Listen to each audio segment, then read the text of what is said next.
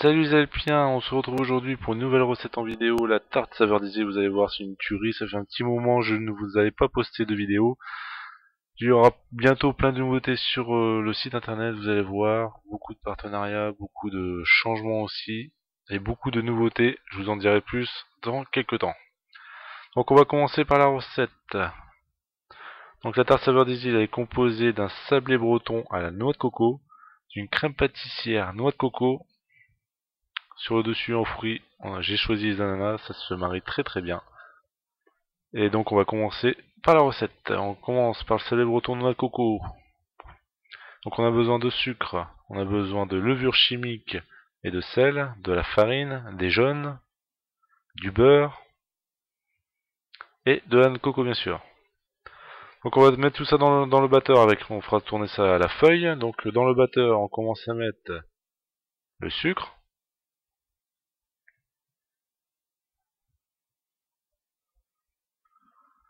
On ajoute ensuite le sel et la levure chimique.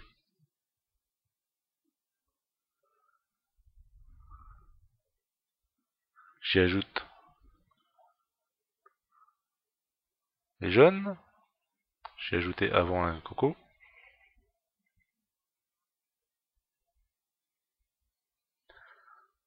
Ensuite, je mets le beurre tempéré au beurre pommade. Faut qu'il soit mou, pas dur, sinon vous allez avoir du mal à le rendre homogène. Et la farine par-dessus. Donc on fait tourner ça au batteur jusqu'à obtenir un mélange homogène.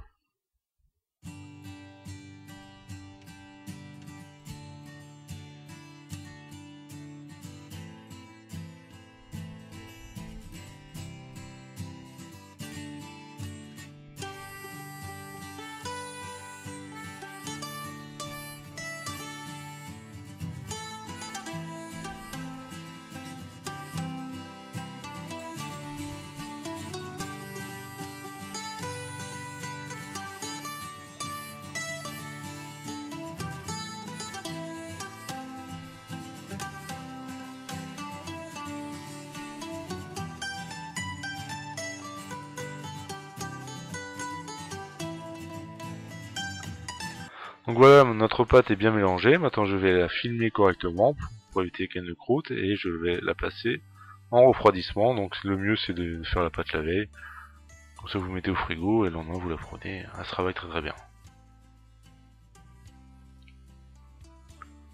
Donc on attaque ensuite la crème pâtissière à la noix de coco. Donc on a besoin de lait. Vous pouvez ajouter un peu de lait de coco si vous le désirez. Ici on a utilisé 1 ml de lait, donc on a besoin de 100 grammes. On a besoin aussi de sucre, de jaune, de la poudre crème ou maïzena, de la farine, un peu de vanille.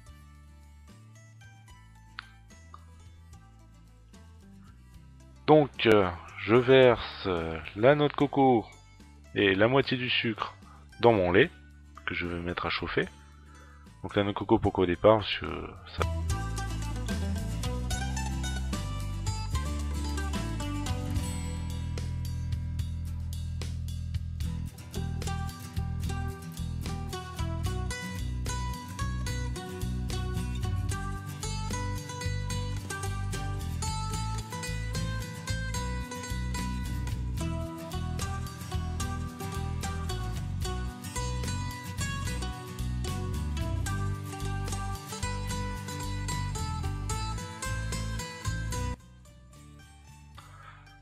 Donc on met le reste de sucre et on mélange ça avec nos jaunes.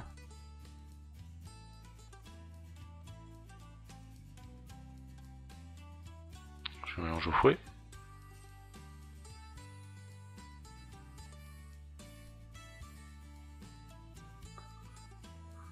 J'ajoute ensuite la farine,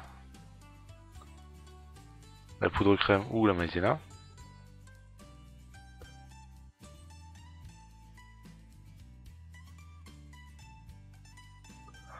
Je mélange, j'y ajoute un peu de lait tiède ou chaud. Ça dépend où en est votre lait en température lors de la chauffe. Ce n'est pas important. Je mélange pour avoir un appareil liquide homogène. J'y ajoute en cours de cuisson un filet de vanille.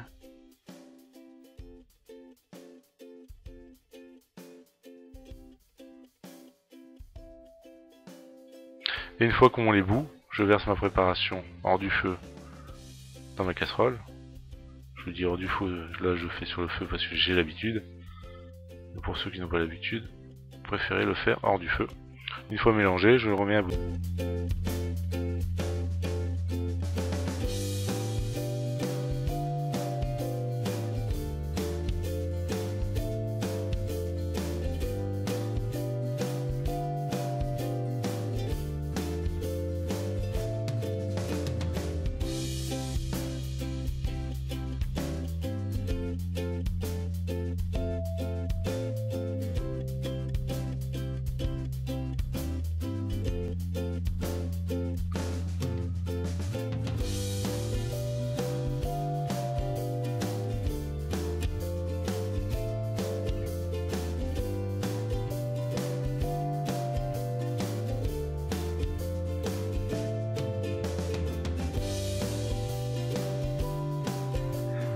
Ensuite je vais faire refroidir ma crème, là je la mets dans un plat pour l'étaler au maximum pour qu'elle refroidisse le plus rapidement possible.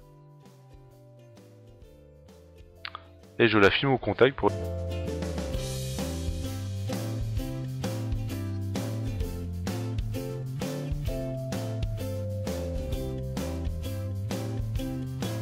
Crème refroidie, maintenant je vais prendre mon sable breton et je vais commencer à l'étaler au rouleau. Donc une épaisseur à peu près de 6 mm, donc ce soit assez épais. Je prends un cercle de 8 personnes. Le cercle fait 240 mm, 24 cm.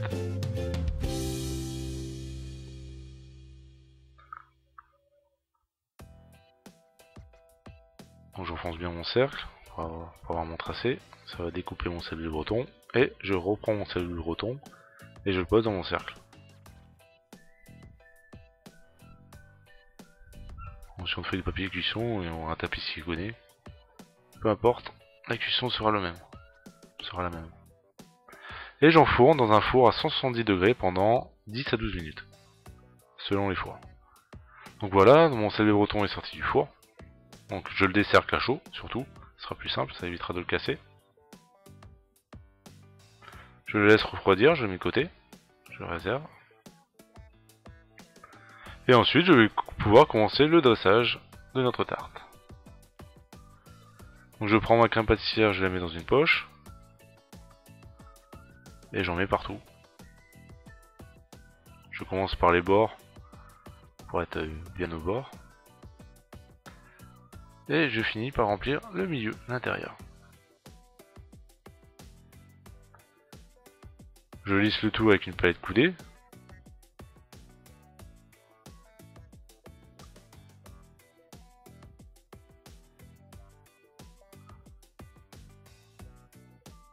Et je viens y mettre après mes ananas coupés en petits dés.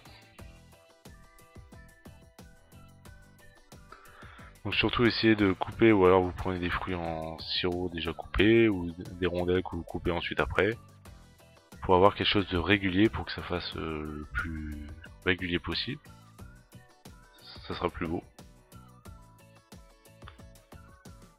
Et commencez à en mettre partout. Et décorer selon vos envies et vos goûts. Ici je les ai légèrement superposés pour donner un peu de relief, parce que c'est vrai que si je les mets tous à plat ça va faire une tarte très plate.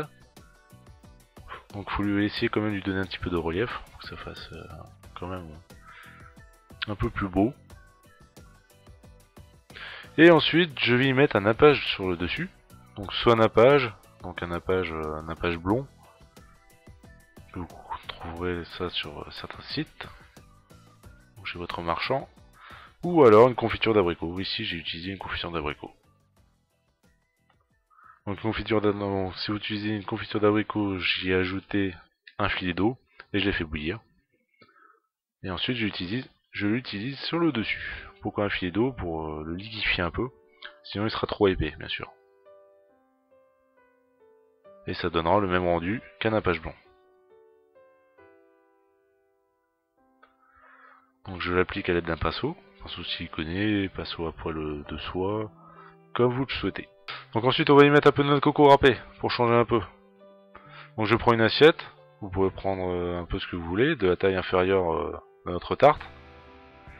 Et je parsème notre noix de coco râpée sur le tout autour.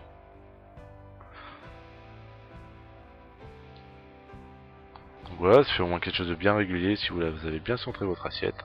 Et la recette est finie pour aujourd'hui. N'hésitez pas à partager et à liker la recette si elle vous a plu. N'hésitez pas à me retrouver sur tous les réseaux sociaux, tous les liens sont mis en barre d'infos. N'hésitez pas à retrouver toutes les autres recettes qui sont sur le site.